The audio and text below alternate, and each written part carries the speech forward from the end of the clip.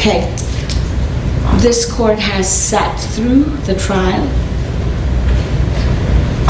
has heard arguments of defense and the state, has listened to the witnesses today, and after considering all of those things, the court will impose sentence as follows. Please stand, Ms. Payne. With respect to count 1, malice murder, the court will impose a sentence of life with a possibility of parole. With respect to count 2, felony murder, that will merge into count 1 and is dismissed as a matter of law. With respect to count 3, aggravated assault, that merges into counts 1 and 2. With respect to count 4, felony murder, that merges into count 1 and it is dismissed as a matter of law.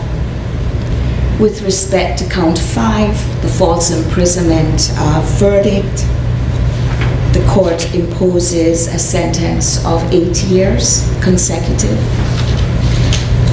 With respect to count 6, possession of a firearm during the commission of a felony, the court imposes a sentence of 5 years that will run consecutive to the underlying sentence. Count 7 and 8 will merge into count 6. So the court's total sentence is life with the possibility of parole plus 8 years consecutive on the false imprisonment and 5 years consecutive on the possession of firearm during the commission of a felony. And that is the court sentence. So I'll remand you again, Ms. Payne, into the custody of the Sheriff's Department. We need to notify the defendant. Before I do have some instructions for you, Ms. Payne. You have a right to seek post-judgment relief from your conviction of the crimes either by making a motion for a new trial in this court and or filing an appeal to a higher appellate court.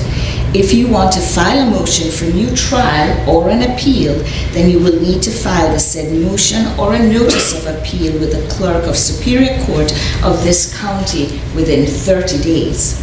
You may want to more fully discuss this with your attorney. If a motion for new trial is made and the court denies it, you will have 30 days from the filing of this order of denial in which to file with the clerk of court your notice of appeal. You have a right to have an attorney represent you on the motion for new trial and the first level of direct appellate review. And if you cannot afford to hire an attorney, the court will provide you an attorney and a transcript of your trial at no cost. In addition,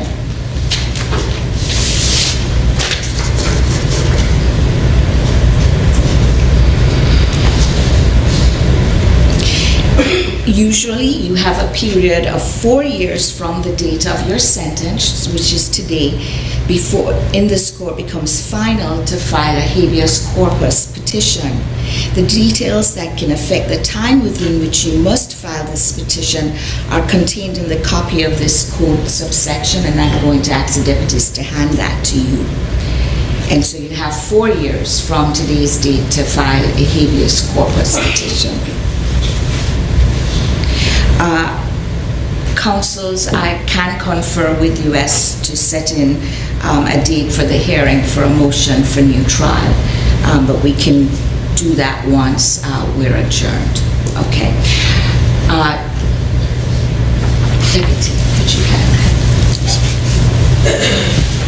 I just have one question after Ms. Payne. Yes. I noticed you said 8 and 5. Are any of those additional charges or any of that going to be probated?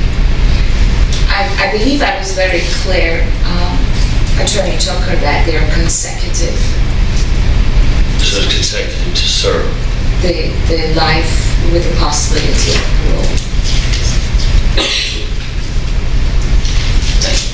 Okay. Anything further from the state?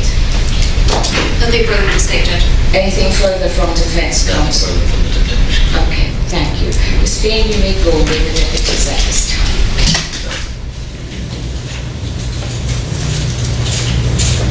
With respect to this matter, the court stands adjourned at this time.